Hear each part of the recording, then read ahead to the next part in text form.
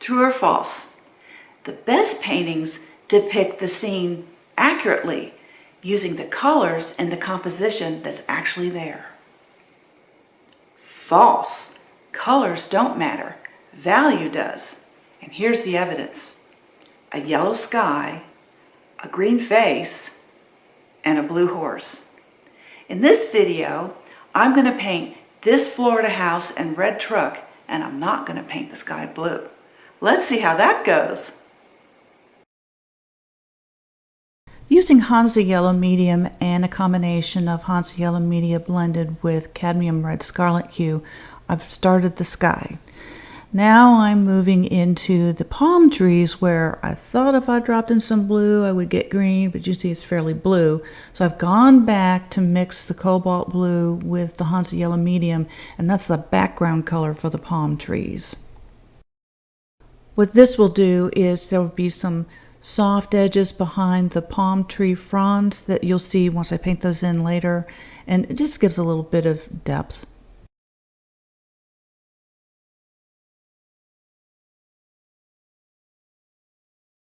I've started to deepen the color of the palm fronds by mixing a deeper green.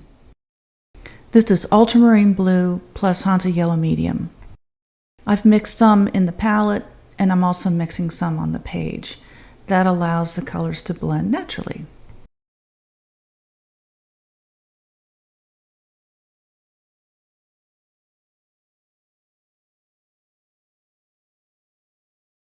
Now I'm defining the house with the shadows. The gray is cobalt blue plus Windsor violet and Hansa Yellow Medium. I'll be using this gray throughout the composition.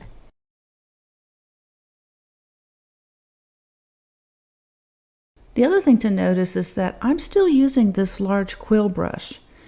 It holds a lot of pigment. The brush has a very large belly on it, and yet it comes to a very fine point, and it's very convenient to be able to do that without having to switch brushes. The other technique I've employed is I've dropped in a little bit of orange and a little bit of green into the shadow. That makes the shadows more lively. It also is reusing the colors that are already on the composition, and it helps unify the painting. While working on the house, I've noticed that the sky is starting to dry unevenly. I'm going to get a large blossom. To deal with this, I'm re-wetting the paper, but the pigment lifted. So I've spritzed it, and now I'm going to go back with a little bit more pigment to make that a little bit deeper, and that should even it out.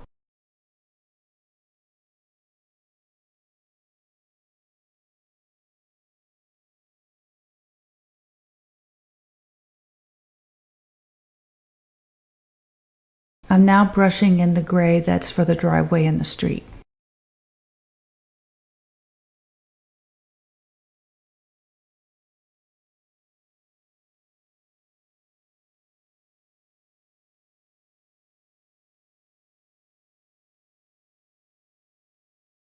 Using the mixed green again, which is cobalt blue and Hansa Yellow Medium, I'm painting in the grass and the yard.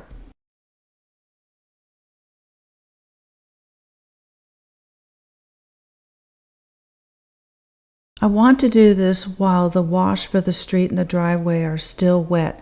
That way the colors bleed a little bit and it suggests blades of grass.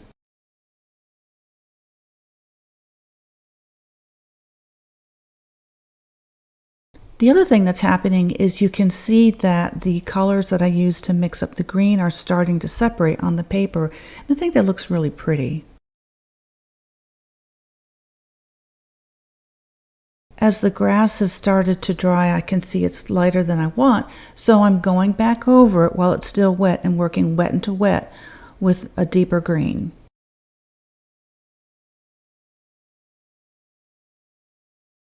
I'm now moving on to paint in the details on the front of the house using small flat washes.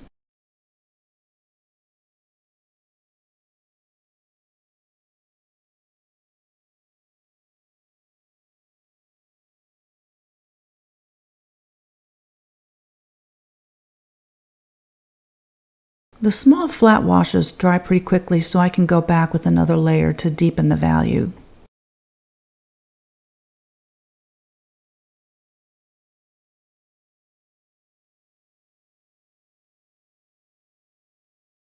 Again, I'm dropping in some other colors into the shadows to try to make them a little more lively. I'm testing my colors for the truck. I'm painting the first layer of red on the truck. I will go back later and add shadow, but I need to have this first red layer before I can work on those shadows. Incidentally, if anyone's wondering, this is a 1953 Ford F-100.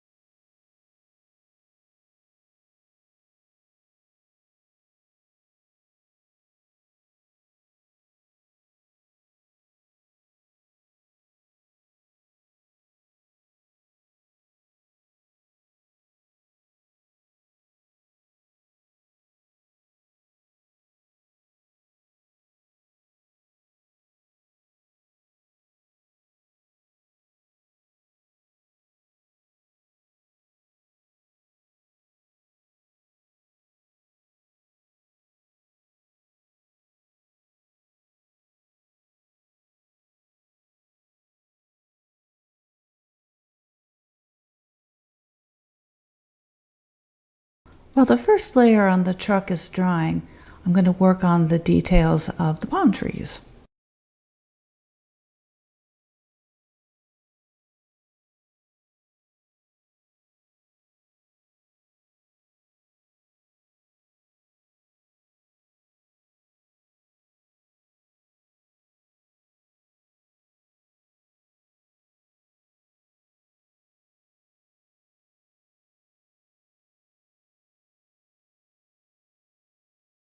I'm using the same greens as before, but now I'm painting wet onto dry, and that gives me the sharp edges.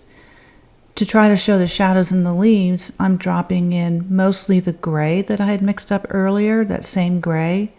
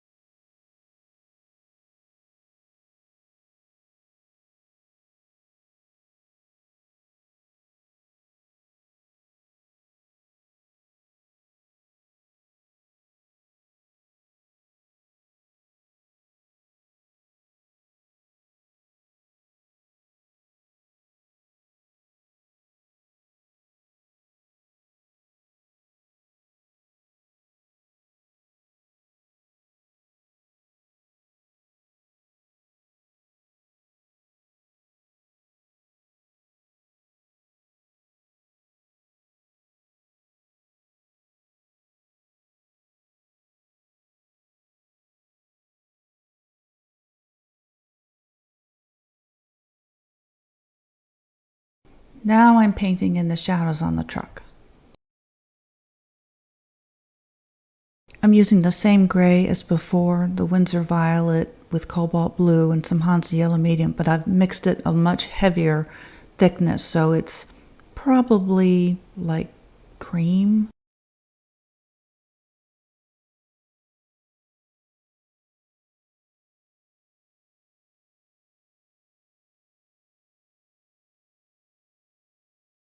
Now here it gets just a little bit tricky where I'm trying to suggest the windshield wipers, and instead of going and trying to paint in with silver paint, I'm doing some negative painting around the shapes so they stand out.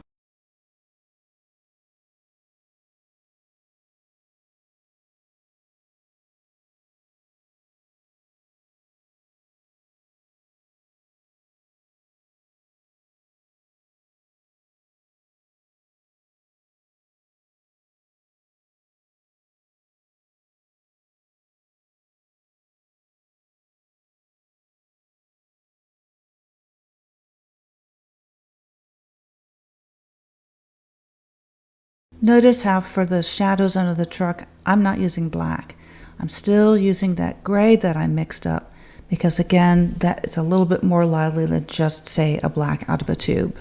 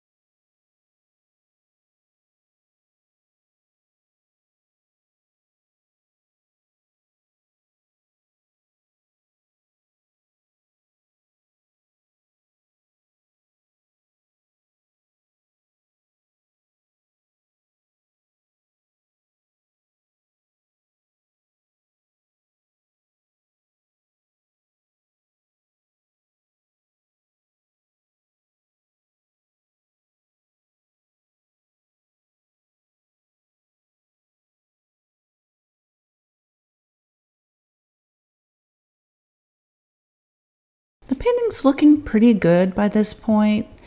I don't have all the details on the truck just yet, but it feels like it's a little bit unbalanced. Like I need a little more shadow around the truck. I need a little more value around the composition to have more dark color than I do right now. More of a higher percentage of dark color, I mean to say.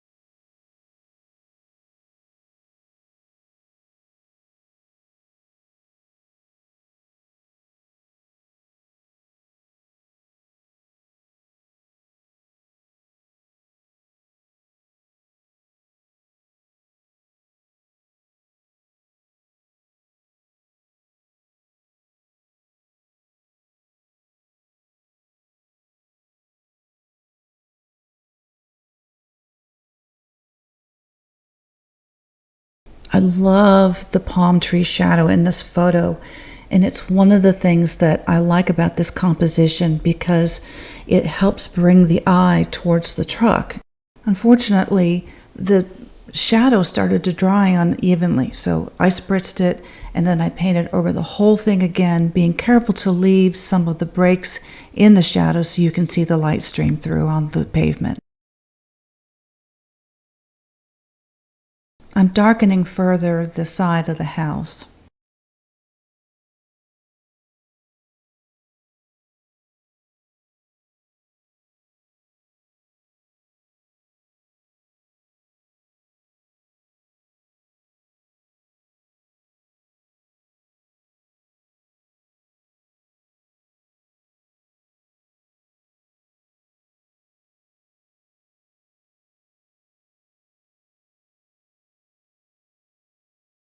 The awning and other features of the house need more value so that they stand out better.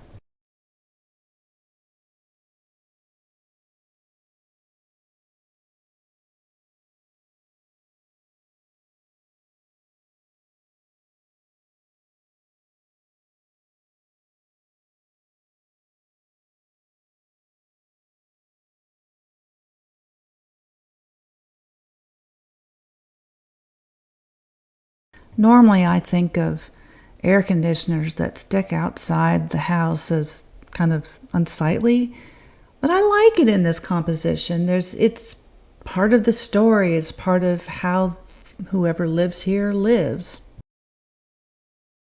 I took this photo in January one year, and so that's why the sky is such a clear blue, and the temperature was very nice. You can see that their windows are open a little bit, that they don't need their air conditioner.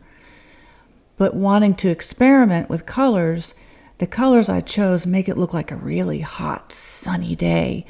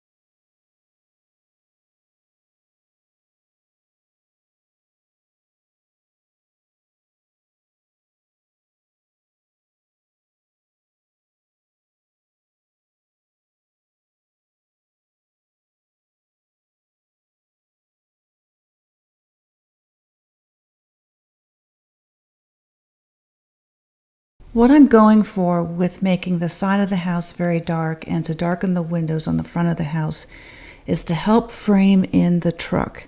Now, it's not a picture frame, but the idea is that there are dark colors around it that help you see it as the subject.